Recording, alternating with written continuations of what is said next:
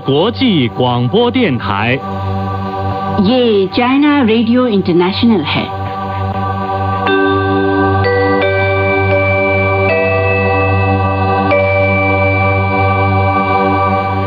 नमस्कार, ये China radio international है। अब हमारा हिंदी कार्यक्रम आरंभ होता है।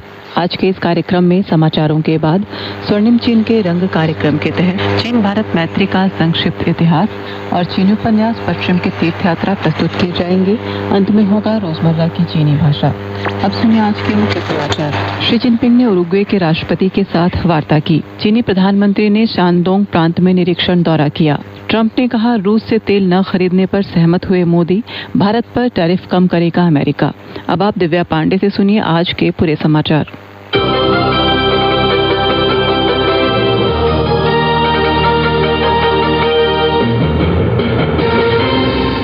3 फरवरी की सुबह चीनी राष्ट्रपति शी जिनपिंग ने पेचिंग के great hall of the people में राजकीय यात्रा पर आए उरुग्वे के राष्ट्रपति यामांडो ओर्सी के साथ वार्ता की। शी जिनपिंग ने बताया कि चीन उरुग्वे के साथ वैश्विक दक्षिण एकजुटता और सहयोग को मजबूत करने, मिलकर एक बराबर और व्यवस्थित बहुपक्षीय दुनिया और सबको एक साथ लेकर चलने वाले आर्थिक वैश्वीकरण को बढ़ावा देने और इंसानों के लिए एक साझा भविष्य वाला समुदाय बनाने में ज्यादा योगदान देने को तैयार है। शी जिनपिंग ने बताया कि नई स्थिति में दोनों पक्षों को परंपराओं को संभाल कर सर्वांगीण रणनीतिक साझेदारी को गहराना चाहिए और दोनों देशों के बीच दोस्ती के पेड़ को और मजबूत करना चाहिए। शी जिनपिंग ने जोर देकर कहा कि चीन और उरुग्वे को एक दूसरे के मुख्य हितों और प्रमुख चिंताओं का दृढ़ता से समर्थन करना जारी रखना चाहिए। सभी स्तरों पर मैत्रीपूर्ण आदान प्रदान बढ़ाना चाहिए, शासन में अनुभव के लेन देन को मजबूत करना चाहिए और रणनीतिक आपसी विश्वास को लगातार गहराना चाहिए। ओर्सी ने कहा कि आज उरुग्वे और चीन के बीच राजनयिक संबंधों की स्थापना की 38वीं सालगिरह है और दोनों देशों के बीच रणनीतिक साझेदारी अपने सबसे अच्छे ऐतिहासिक दौर में है। चीन उरुग्वे का एक महत्वपूर्ण साझेदार है जो उरुग्वे के आर्थिक और सामाजिक विकास में बिना किसी स्वार्थ के मदद कर रहा है। चीन के साथ संबंध बनाना उरुग्वे की राष्ट्रीय नीति बन गई है, जिसे सभी राजनीतिक पार्टियों और समाज के सभी हिस्सों का एकमत समर्थन मिला है। सीपीसी केंद्रीय समिति के पोलित ब्यूरो की स्थायी समिति के सदस्य और चीनी प्रधानमंत्री ली छियांग ने 2 फरवरी को शानडोंग प्रांत का निरीक्षण दौरा किया। इस दौरान उन्होंने इस बात पर जोर दिया कि सभी को इस वर्ष तथा 15वीं पंचवर्षीय योजना की अवधि के दौरान सीपीसी के महासचिव शी जिनपिंग के आर्थिक और सामाजिक विकास से संबंधी महत्वपूर्ण निर्देशों की भावना को पूरी तरह से लागू कर सीपीसी केंद्रीय समिति के सभी निर्णयों और योजनाओं को दृढ़तापूर्वक लागू करना चाहिए तथा अधिक ठोस और प्रभावी ढंग से विकास को बढ़ावा देना चाहिए, लोगों की आजीविका को लाभ पहुंचाना चाहिए और भविष्य की विकास क्षमता को बढ़ाना चाहिए।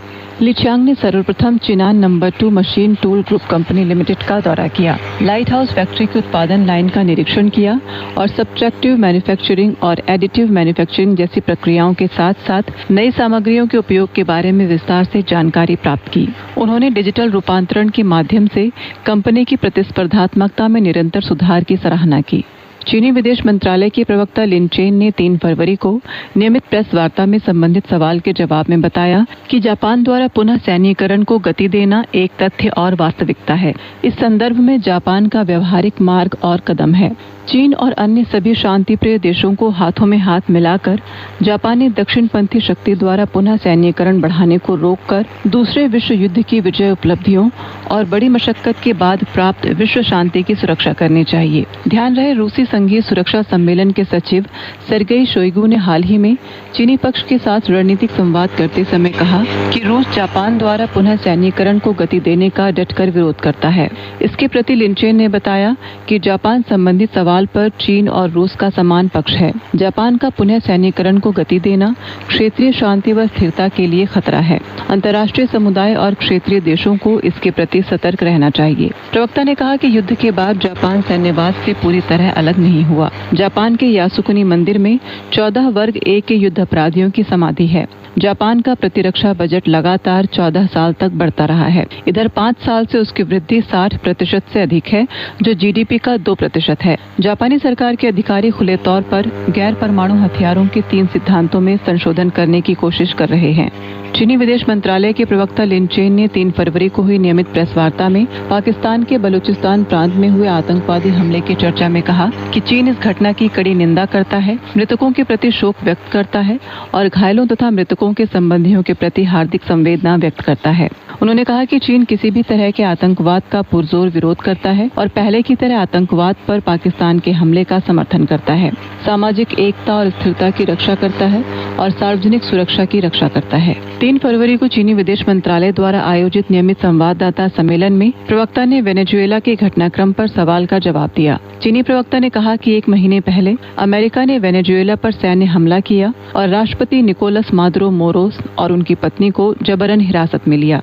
यह वर्चस्ववादी कार्रवाई अंतर्राष्ट्रीय कानून का गंभीर उल्लंघन है, वेनेजुएला की संप्रभुता का हनन है और लैटिन अमेरिका और कैरेबियन में शांति और स्थिरता के लिए खतरा है। चीन इसका कड़ा विरोध करता है। प्रवक्ता ने कहा कि चीन वेनेजुएला की संप्रभुता, गरिमा और वैध अधिकारों की रक्षा करने में उसका समर्थन करता है और अंतर्राष्ट्रीय समुदाय के साथ मिलकर संयुक्त राष्ट्र चार्टर के उद्देश्यों और सिद्धांतों को दृढ़ता से बनाए रखेगा, अंतर्राष्ट्रीय नैतिकता का पालन करेगा और अंतर्राष्ट्रीय निष्पक्षता और न्याय की रक्षा करेगा।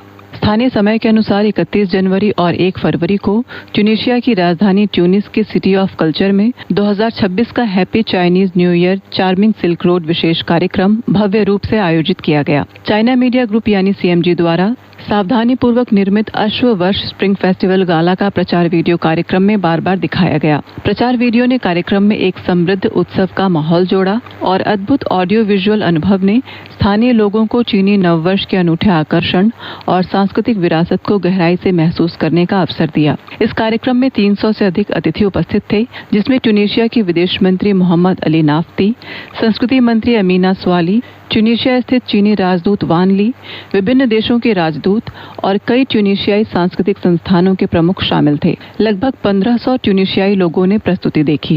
ट्यूनीशिया स्थित चीनी दूतावास ने 31 जनवरी को प्रस्तुति के साथ साथ चीनी नववर्ष का स्वागत समारोह भी आयोजित किया।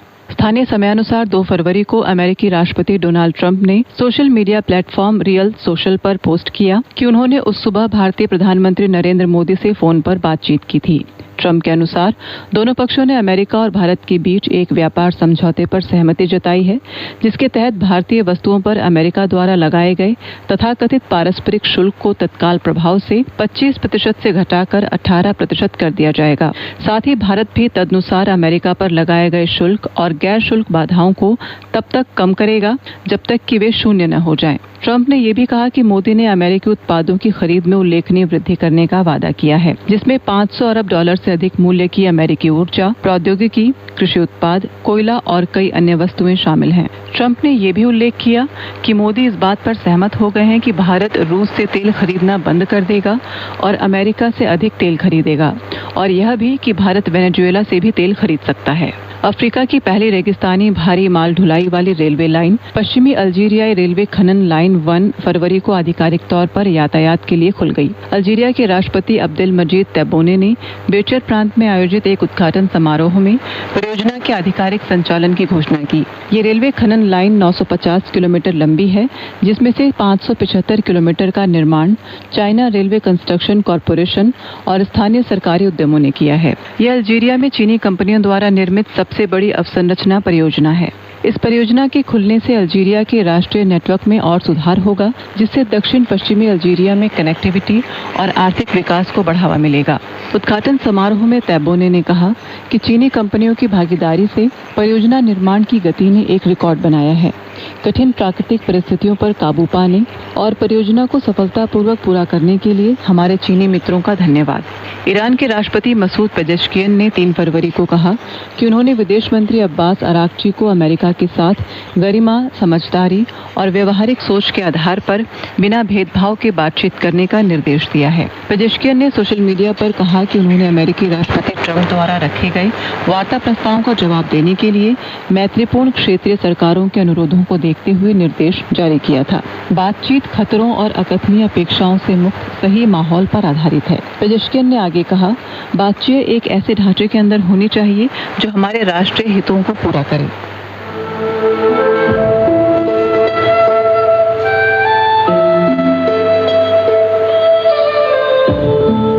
चीन की संस्कृति, सभ्यता और जानकारी, चीन का इतिहास, रीति रिवाज और विदेशी आदान प्रदान, सब कुछ यहाँ मिलता है।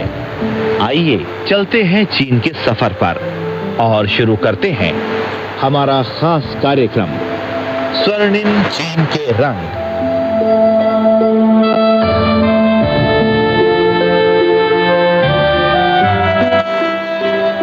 नमस्कार श्रोता मित्रों, आप सुन रहे हैं स्वर्णिम चीन के रंग कार्यक्रम और मैं हूं आपका मित्र पंकज श्रीवास्तव। इस कार्यक्रम में हम आपको सुनवाएंगे चीन भारत मैत्री का संक्षिप्त इतिहास। तो अपने वायदे के अनुसार हम इस बार भी एक नई कड़ी के साथ आपके सामने उपस्थित हैं। आज की कड़ी का शीर्षक है फाशियन, श्वेनचुआंग और ईचिंग।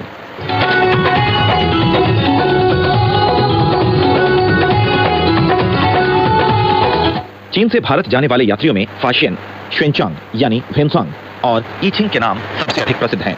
सबसे पहले हम फाशियन 337 से 422 ईस्वी की चर्चा करेंगे। 413 ईस्वी के आसपास एक जलयान हिंद महासागर में श्रीलंका से पूर्व की ओर चल पड़ा। समुद्र में केवल 2 दिन यात्रा करने के बाद जलयान को तूफान का सामना करना पड़ा और उसमें सुराख हो गया। छोटी किश्ती में चढ़ने के लिए यात्रियों में होड़ मच गई। शीघ्र ही वो इतनी भर गई कि उस पर सवार यात्रियों ने जहाज से किश्ती को जोड़ने वाली रस्सी काट दी। जो व्यापारी जहाज में रह गए उन्हें अपना माल असबाब समुद्र में फेंकना पड़ा ताकि जहाज का बोझ कुछ हल्का हो जाए। उनके साथ यात्रा करने वाले एक चीनी भिक्षु ने एक छोटी सी पोटली के सिवाय बाकी सारा सामान समुद्र में फेंक दिया, पर पोटली को फेंकने के लिए वो बिल्कुल तैयार नहीं हुआ। 13 दिन बाद जब तूफान शांत हो गया और जहाज एक द्वीप में पहुंच गया, तब भी उस भिक्षु के पास अपनी कीमती पोटली मौजूद थी। उस भिक्षु का नाम था फाशियन यानी फाहियान, और जिस मूल्यवान पोटली की उसने इतने जतन से रक्षा की थी उसमें बौद्ध ग्रंथ थे जिन्हें वो भारत और श्रीलंका से स्वदेश ले जा रहा था।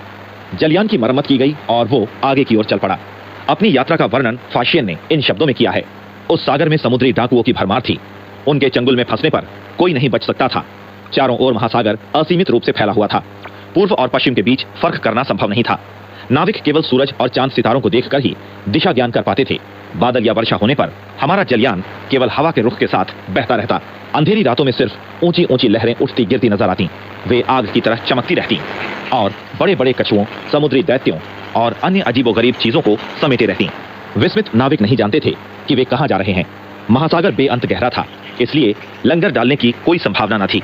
जब तक आसमान साफ न हो जाता तब तक उन्हें दिशा ज्ञान नहीं हो सकता था और वे सही दिशा में नहीं बढ़ सकते थे।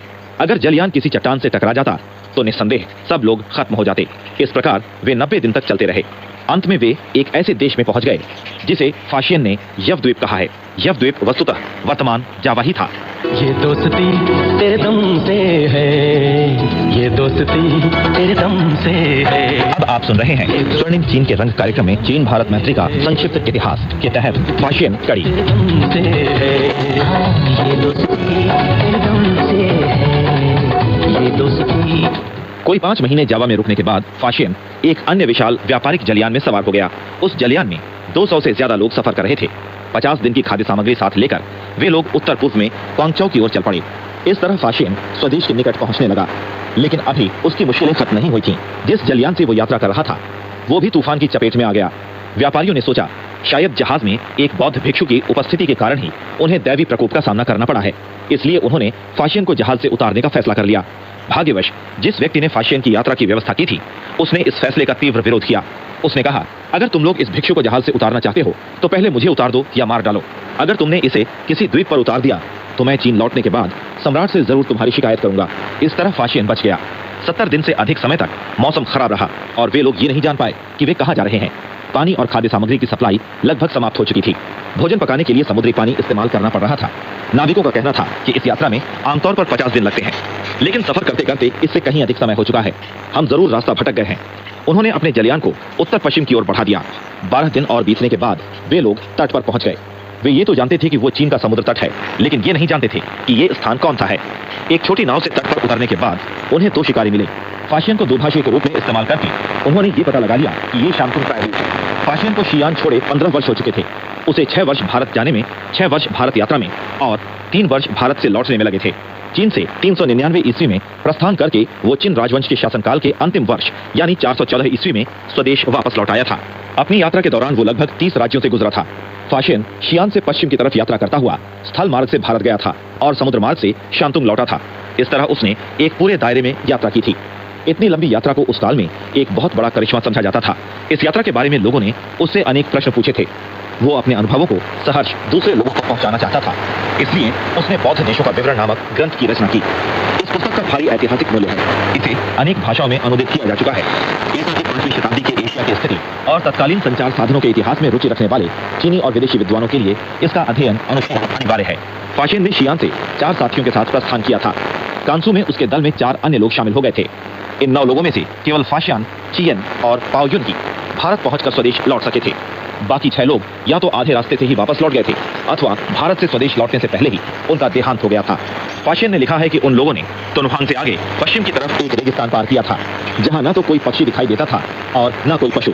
जहां तक नजर जाती थी कहीं कोई रास्ता नहीं दिखाई देता था। केवल सफेद अस्थि अवशेषों से ही रास्ते का पता चल पाता था। उस समय पश्चिमी प्रदेशों में अनेक लोगों ने बौद्ध धर्म अंगीकार कर लिया था। हालांकि वे अलग अलग संप्रदायों से संबंध रखते थे। विभिन्न देशों की भाषाएं भी अलग अलग थीं, लेकिन सभी बौद्ध भिक्षु संस्कृत लिखना बोलना जानते थे। ये प्रदेश अधिकांशतः वर्तमान शिनचांग में थे।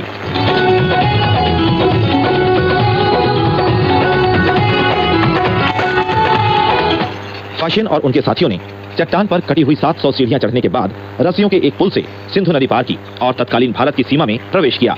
भारत में फाशियन ने बौद्ध धर्म के अनेक पवित्र स्थानों की यात्रा की। उसने तत्कालीन भारत के अनेक राज्यों के नामों और उनकी स्थिति का वर्णन किया, उनके रीति रिवाजों और पौराणिक आख्यानों का वर्णन किया। उत्तर भारत का मध्यवर्ती मैदान मध्य देश कहलाता था। फाशियन के अनुसार वहां की समशीतोष्ण जलवायु बर्फ और पाले से मुक्त थी। लोग खुशहाल थे। भूमि कर केवल उन्हें ही देना पड़ता था जो राजा की भूमि पर खेतीबाड़ी करते थे। भिक्षुओं को बेहद सम्मान प्राप्त था। जन समुदाय के बीच एक तबके के लोग चांडाल कहलाते थे, जो बाकी लोगों से अलग थलग शहर के बाहर रहते थे। फाशियन द्वारा किए गए सजीव वर्णन से प्राचीन भारतीय समाज हमारी आंखों के सामने साकार हो उठता है। एक मंदिर में जब भारतीय भिक्षुओं ने फाशियन को देखा तो वे आश्चर्यचकित हो गए, क्योंकि तब तक कोई चीनी भिक्षु वहां कभी नहीं आया था। फाशियन की यात्रा का उद्देश्य केवल तीर्थाटन नहीं था। उसका मत था कि चीन आने वाले बौद्ध सूत्रों में चैत्यानुशासन के नियमों की चर्चा बहुत कम की गई है। भारत जाकर वो ऐसे ग्रंथों को खोजना चाहता था ताकि उन्हें स्वदेश ले जाकर चीनी बिहारों के फायदे के लिए अनुदित किया जा सके। लेकिन उत्तर भारत के अनेक स्थानों की यात्रा करने के बाद भी उसे इस प्रकार की सामग्री नहीं मिल पाई। बात दरअसल ये थी कि भारतीय परंपरा के अनुसार सर्वाधिक महत्वपूर्ण सूत्रों को लिखा नहीं जाता था, बल्कि गुरु द्वारा शिष्य को मौखिक रूप से सिखाया जाता था।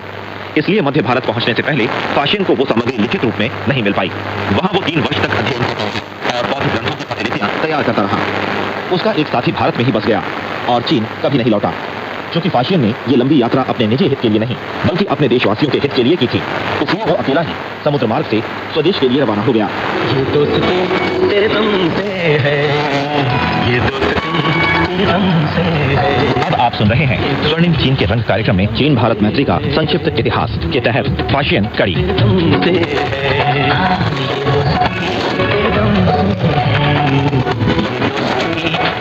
फाशियन एक व्यापारिक जलयान से सिंहल द्वीप यानी श्रीलंका पहुंचा। वहां वो 2 वर्ष तक रहा और उसने अनेक बौद्ध सूत्रों की प्रतिलिपियां तैयार की। वहां उसने चीन में निर्मित एक सफेद रेशम का पंखा देखा, जिसे किसी व्यापारी ने एक बौद्ध मंदिर को भेंट किया था। इससे साबित होता है कि उस समय चीन और श्रीलंका के बीच समुद्र मार्ग से व्यापार होता था। समुद्र के रास्ते चीन लौटने के बाद फाशियन ने उन ग्रंथों का अनुवाद शुरू किया, जिन्हें वो अपने साथ लाया था। एक भारतीय भिक्षु की सहायता से उसने महासंघिक विनय का अनुवाद किया। इस ग्रंथ में चैत्यानुशासन के नियमों के अलावा पर्याप्त साहित्यिक मूल्य वाले अनेक आख्यान भी दिए गए थे।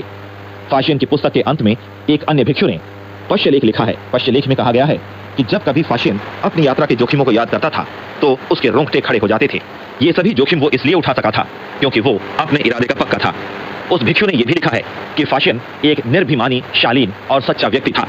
फौलादी संकल्प और अप्रतिम निष्ठा फाशियन के चरित्र की 2 प्रमुख विशेषताएं थी। इसके बिना वो इतने मूल्यवान और तथ्यपूर्ण ग्रंथ की रचना नहीं कर सकता था।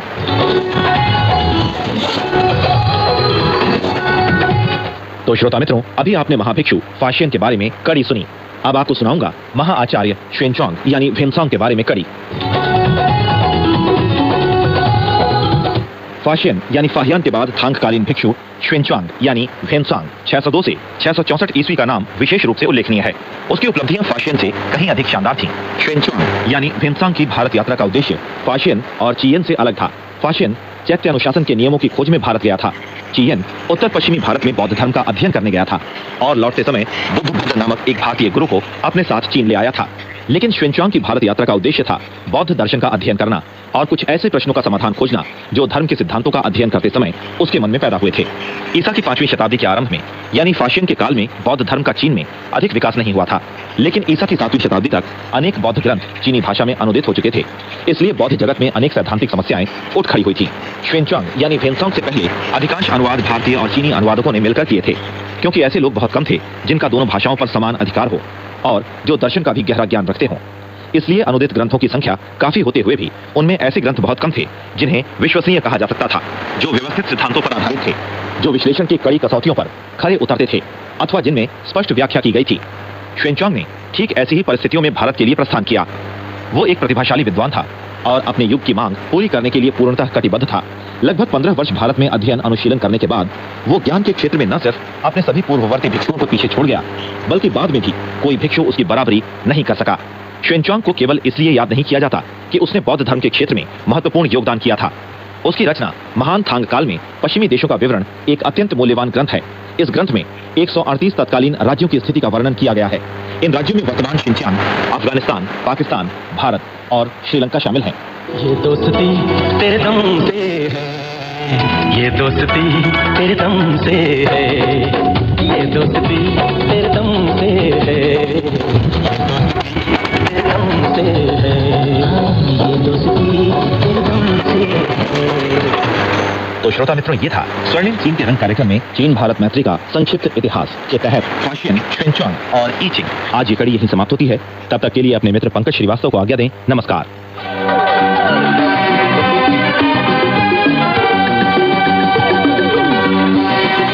यह चाइना रेडियो इंटरनेशनल है। अब शुरू होता है पश्चिम की तीर्थ यात्रा महासागर का समय।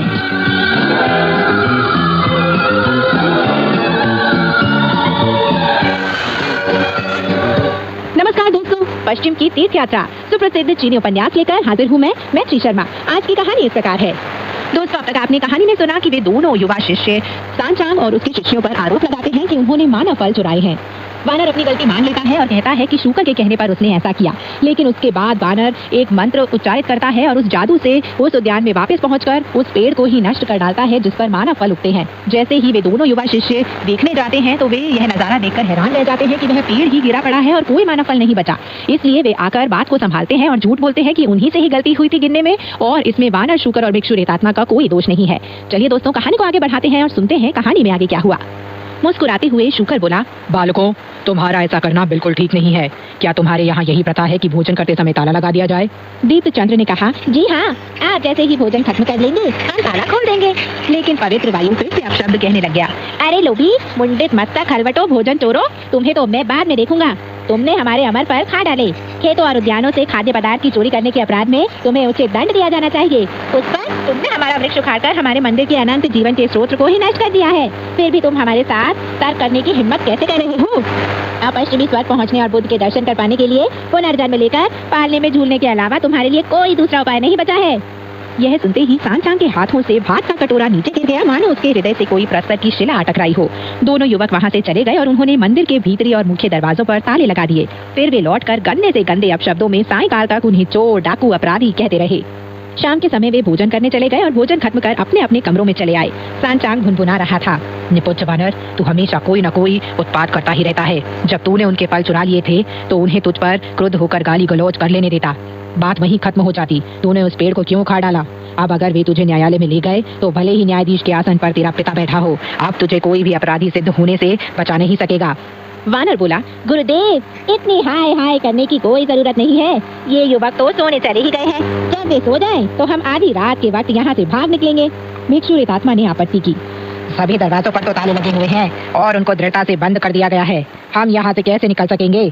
वानर ने आश्वस्त किया, उसकी चिंता तुम मत करो, मैं उसका उपाय जानता हूँ।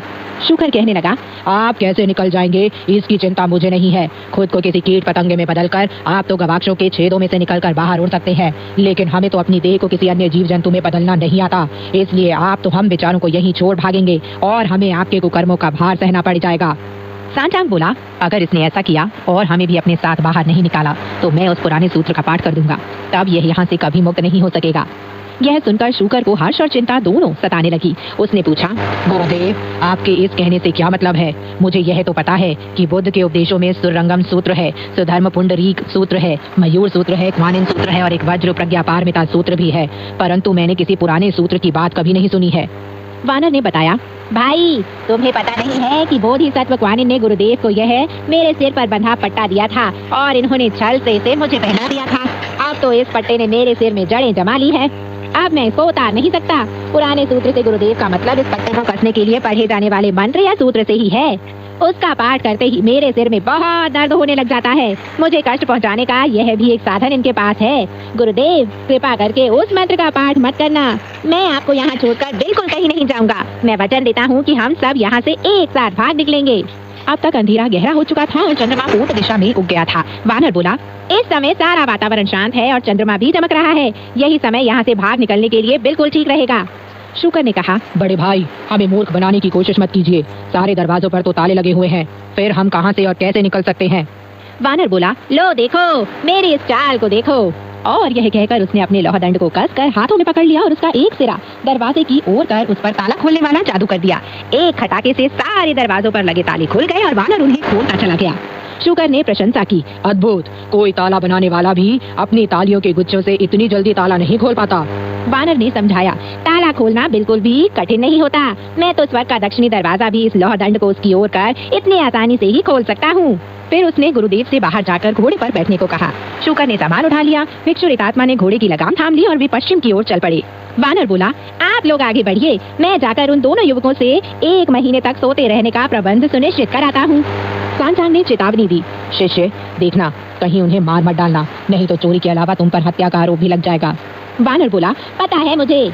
वह मंदिर की ओर वापस लौट गया। युवक जिस कमरे में सोए हुए थे उसने उसके दरवाजे के बाहर खड़े रहकर वानर ने अपनी कमर पेटी में से 2 निद्रा कीट निकाल लिए।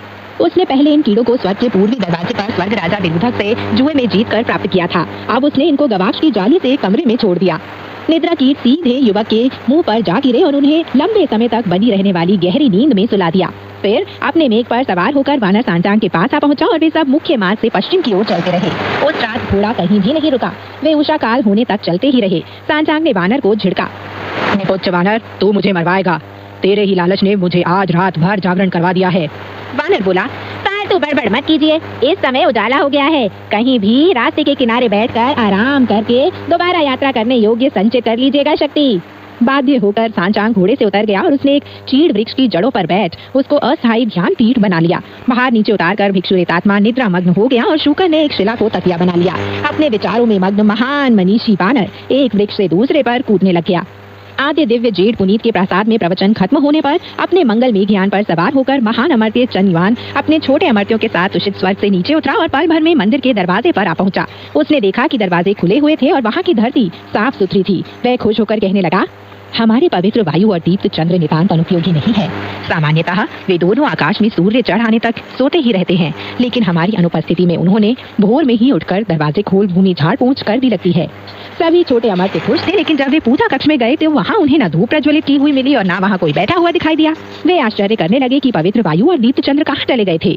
एक कनिष्ठ अमर्त्य ने कहा, संभव है हमारी अनुपस्थिति में वे यहाँ से कुछ चुरा कर भाग निकले हों।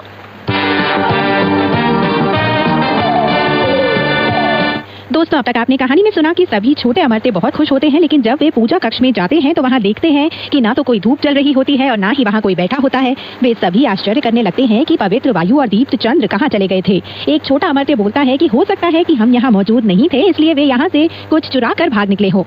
चलिए दोस्तों, कहानी को आगे बढ़ाते हैं और सुनते हैं कहानी में आगे क्या हुआ। महान अमर्त्य ने उसे फटकारा, कितना घृणित विचार है आपका। अनंत जीवन का साधक कभी इतना ग्रहित नहीं हो सकता। मेरे विचार से वे लोग पिछली रात में सोने से पहले दरवाजा बंद करना भूल गए होंगे और अभी तक उनकी नींद टूटी नहीं है। उनके कमरों की ओर जाने पर अमर्त्यों को वहां से कपाट बंद मिले और उन्होंने दोनों युवकों को खराटे भरते हुए सुना। उन्होंने दरवाजा खड़खड़ाया और ऊंचे सुर में पुकारा भी, लेकिन युवकों की नींद तो बिल्कुल भी भंग नहीं हुई। तब उन्होंने कपाट तोड़कर युवकों को पलंग से नीचे घसीट लिया। युवक फिर भी नहीं जागे। महान अमर्त्य मुस्कुराते हुए कहने लगा, अत्यंत विचित्र अमर्त्य हो तुम दोनों। अमर्त्य बन जाने पर तो आत्मा इतनी परिपूर्ण हो जानी चाहिए कि तुम्हें सोने की इच्छा होनी ही नहीं चाहिए, लेकिन ये दोनों इतने क्लांत क्यों हो रहे हैं? जरूर किसी ने इन पर जादू टोना किया है। जल्दी थोड़ा पानी ले आओ। एक युवक पानी से आधा भरा पात्र ले आया। महान अमर्त्य ने एक मंत्र पढ़कर अपने मुंह से पानी भर उन दोनों युवकों के चेहरे पर कुल्ला कर दिया। इससे जादू टूट गया और वे दोनों जाग उठे। अपनी आंखें उघाड़ कर चारों ओर देखा उन्होंने। अपने सामने महान अमर्त्य और बाकी सारे अमर्त्य बंधुओं को खड़ा देखकर पवित्र वायु ने झुककर और दीप्त चंद्र ने घुटनों के बल बैठकर प्रणाम किया। फिर कुछ संयत हो वे कहने लगे, गुरुदेव, आपके उस पुराने मित्र, उस पूर्व के भिक्षु, दस्युदल, हत्यारे हत्यारे। मंद मुस्कान भरते महान अमर्त्य ने उन्हें आश्वस्त किया, डरो मत, शांत हो जाओ और मुझे पूरी घटना का विवरण दो। पवित्र वायु ने बताया, गुरुदेव, वह महान भिक्षु यहाँ आया था। आपके जाने के कुछ समय बाद ही आए 4 भिक्षु और एक घोड़ा, कुल 5 प्राणी थे। आपके आदेश के अनुसार ही हमने उनका सत्कार किया और खान भिक्षु को देने के लिए 2 मानव फल तोड़े। लेकिन वह श्रद्धेय भिक्षु तो इतना गंवार और मूर्ख निकला कि उसे हमारे इस अलभ्य रत्न के बारे में कुछ ज्ञान ही नहीं था। फलों को नवजात शिशु बताते हुए उसने एक भी फल खाना साफ इनकार कर दिया। इसलिए मजबूर होकर हम दोनों ने एक फल खा लिया। उस समय हमने सोचा भी नहीं था कि उसके 3 शिष्यों में से एक, जिसको सोनुखुंग या वानर कहा जाता है, 4 मानव फल चुरा लेगा। हमने उसके साथ बहुत शिष्टतापूर्ण व्यवहार किया, लेकिन उसने चोरी की बात अस्वीकार कर दी और गुप्त रूप से कोई जादू कर दिया। ओह, बहुत भयानक था वे तो। कहते कहते वे दोनों अपने आंसू नहीं रोक पाए और उनके कपोलों पर आंसुओं की धारा बहने लग गई। अमर्त्य ने पूछा, क्या उन भिक्षुओं ने तुम्हें मारा? दीप्त चंद्र बोला, नहीं, उस वानर ने तो केवल हमारा मानव फल वृक्ष ही उखाड़ फेंका। उनकी कहानी सुनते समय महान अमर्त्य ने अपना संयम नहीं खोया था। वह बोला, रो मत, तुम्हें पता नहीं है कि वह वानर परम शक्ति अणु का अमर्त्य है और वह स्वर्ग प्रासाद में प्रचंड उत्पात मचा चुका है। उसकी इंद्रजालिक शक्तियाँ बहुत असीम है, लेकिन अब उसने हमारा वृक्ष उखाड़ डाला है। क्या तुम उन भिक्षुओं को पहचान सकोगे? पवित्र वायु ने स्वीकारा, जी, मैं उन सबको पहचान लूंगा। महान अमर्त्य बोला, तो तुम मेरे साथ चलो। बाकी सब लोग पीड़ादायक यंत्र बना लो और हमारे लौटने पर उन लोगों पर कोड़े चलाने के लिए तैयार रहो। अमर्त्य गण आदेशानुसार काम करने लग गए और महान अमर्त्य पवित्र वायु और दीप्त चंद्र मांगलिक प्रकाश पर सवार होकर सांचान की खोज में निकल पड़े। एक पल में भी वे 300 कोस दूर पहुंच जाते थे। मेघ के किनारे खड़ा महान अमर्त्य पश्चिम दिशा की ओर देखता जा रहा था, लेकिन सांचांग उसको कहीं नहीं दिखा। उसने फिर उलटकर दूर की ओर देखा तो उसे पता चला कि वह सांचांग को 250 कोस पीछे छोड़ आया था।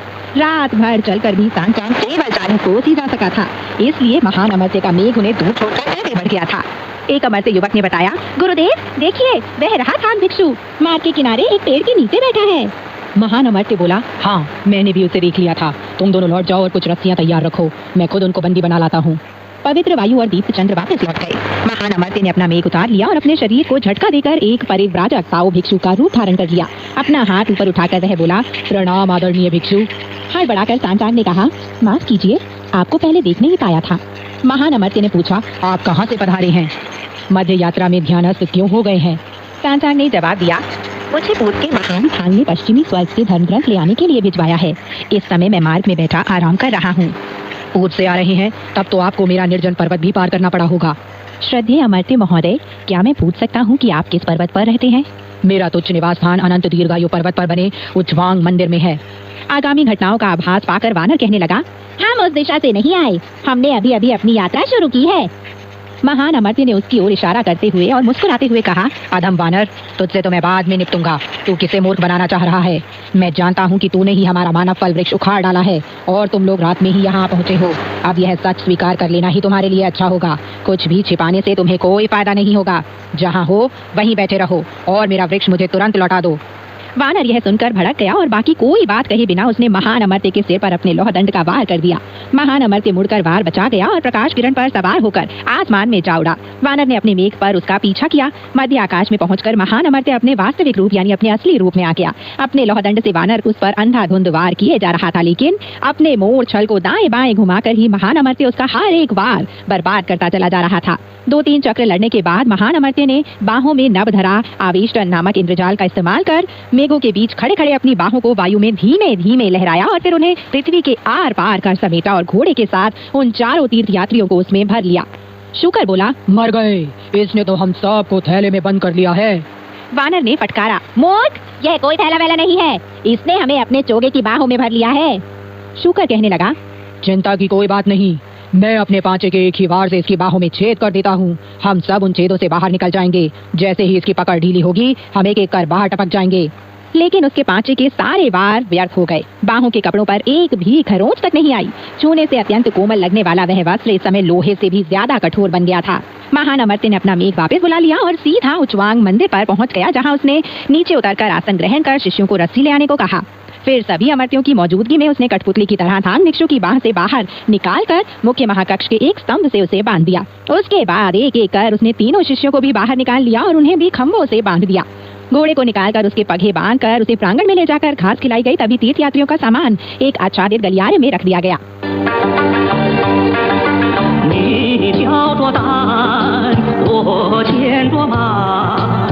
अब आप सुन रहे हैं चीन में लोकप्रिय टीवी धारावाहिक पश्चिम की तीर्थ यात्रा का मुख्य गीत। गीत के बोल कुछ इस प्रकार है। तुम्हारे कंधे पर है पोटली, मेरे हाथों में घोड़े की लगाम, आगे चलते हैं हम पश्चिम की ओर, सूर्यास्त से सूर्योदय तक रास्ते में मुकाबला करते हैं दैत्यों और दानवों के साथ। फिर आगे चलते हैं हम पश्चिम की ओर, साल दर साल करते हैं पवित्र यात्रा बड़े साहस के साथ पश्चिम की ओर। रास्ता कहाँ है? रास्ता है अपने कदमों में।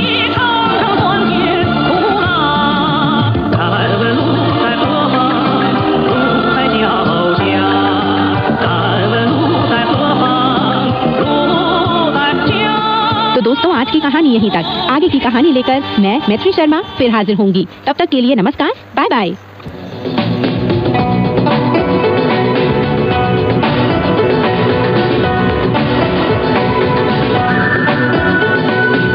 用你的母语学汉语，每日汉语。 मातृभाषा में चीनी सीखें रोजमर्रा की चीनी भाषा। 用你的母语学汉语，每日汉语。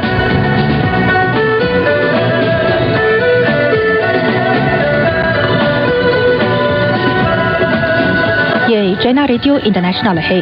श्रोता दोस्तों को शादान का प्यार भरा नमस्कार।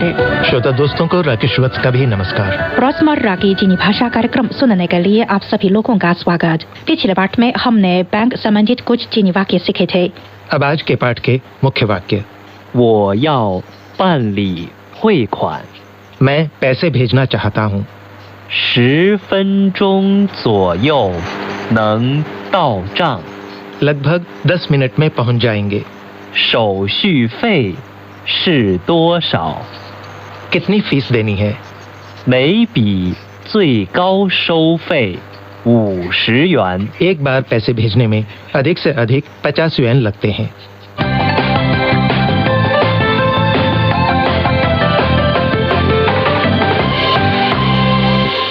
शाओथांग जी, मुझे घर कुछ पैसे भेजने हैं। तो चीनी भाषा में बैंक के कर्मचारी को मैं कैसे कहूँ कि मैं पैसे भेजना चाहता हूँ? आप कह सकते हैं 我要办理汇款। 我要办理汇款。 我要 मैं चाहती हूँ, 我要 मैं चाहता हूँ। 汇款 यानी कि पैसे भेजना। 汇款。 我要办理汇款。 我要办理汇款。 मैं पैसे भेजना चाहता हूँ। आए सुने आज के पाठ की पहली बातचीत। 你好，我要办理汇款。 请您先填一张汇款单。 好的。 办理汇款 पैसे भेजना। 办理汇款。 我要办理汇款。 我要办理汇款。 मैं पैसे भेजना चाहता हूँ। आए सुने एक बार फिर आज के पाठ की पहली बातचीत। 你好，我要办理汇款。 请您先填一张汇款单。 好的。 राकेश जी, आशा है आपकी समझ में आ गया होगा। बैंक का कर्मचारी आपको सबसे पहले एक फॉर्म भरने के लिए कहेगा। फॉर्म में आप अपना नाम, पता और पैसे बांधने वाले व्यक्ति का नाम व पता ठीक ठीक भरिए। फॉर्म भरने के बाद क्या आप भी ये जानना चाहते हैं कि कितने समय में ये पैसे पहुंच जाएंगे? अवश्य। यदि 10 मिनट में पैसे पहुंच जाएंगे तो कर्मचारी आपसे यह कहेगा कि 10分钟左右能到账, यानी कि लगभग 10 मिनट में पहुंच जाएंगे। 10分钟左右能到账。 10分钟 10 मिनट। 10分钟 左右 लगभग। 左右 能 सकना। 能 到账 पहुंचना। 到账。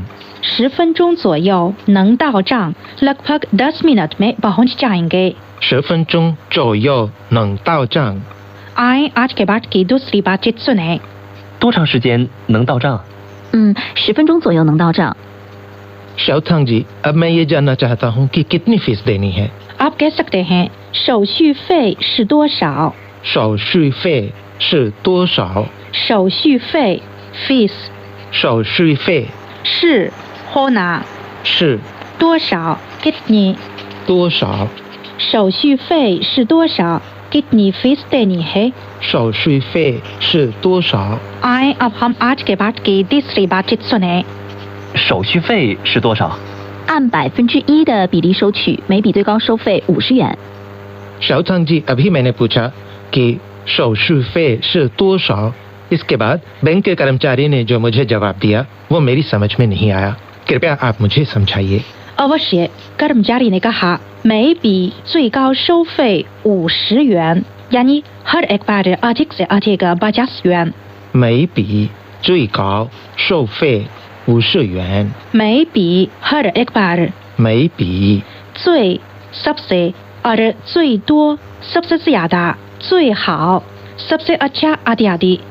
最好、 最美 सबसे सुंदर， 最美、 最大 सबसे बड़ा， 最大、 最高 सबसे ऊंचा， 最高、 收费 फीस लेना， 收费50元 50 चीनी yuan， 50元， 每笔最高收费50元。 每笔最高收费50元， हर एक बार अधिक से अधिक 50 元。 आए एक बार फिर सुने आज के पाठ की तीसरी बातचीत।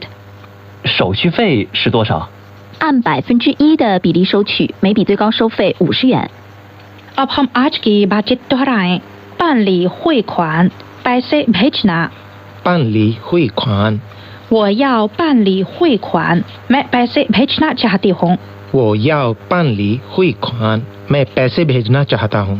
10分钟左右能到账 लगभग 10 मिनट में पहुँच जाएंगे। 10分钟左右能到账， 10分钟左右 लगभग 10 मिनट में 10分钟左右能到账 पैसा पहुँच जाएगा। 能到账。 手续费是多少 कितनी फीस देनी है। 手续费是多少？ 每笔最高收费50元 हर एक बार अधिक से अधिक 50 yuan। 每笔最高收费50元， 最高收费 सबसे ज्यादा फीस। 最高收费。 अच्छा, अब हम एक बार फिर आज की सारी बातचीत सुने। बातचीत 1। 你好，我要办理汇款。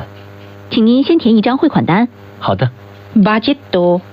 多长时间能到账10分钟左右能到账。 बातचीत 3। 手续费是多少？按1%的比例收取，每笔最高收费50元。 अच्छा दोस्तों, आज का पाठ यहीं तक। अब शाओथांग और राकेश वत्स को आज्ञा दें, फिर मिलेंगे। नमस्कार। नमस्कार।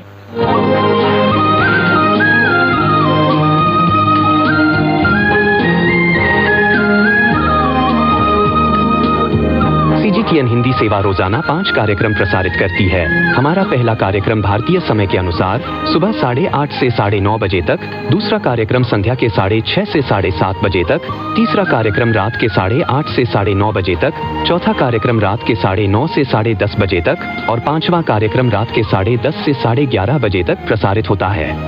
कार्यक्रमों के मीटर बैंड इस प्रकार है: सुबह 8:30 से 9:30 बजे 13,720 किलोहर्ट्ज, शाम 6:30 से 7:30 बजे 9,635 किलोहर्ट्ज, रात 8:30 से 9:30 बजे तक 7,225 किलोहर्ट्ज, रात 9:30 से 10:30 बजे 7,395 किलोहर्ट्ज, रात 10:30 से 11:30 बजे 1,269 किलोहर्ट्ज। अब इंटरनेट पर CGTN की हिंदी वेबसाइट भी खुली हुई है। इसे देखने के लिए हम आपका हार्दिक स्वागत करते हैं। हमारी वेबसाइट का पता है hindi.cgtn.com।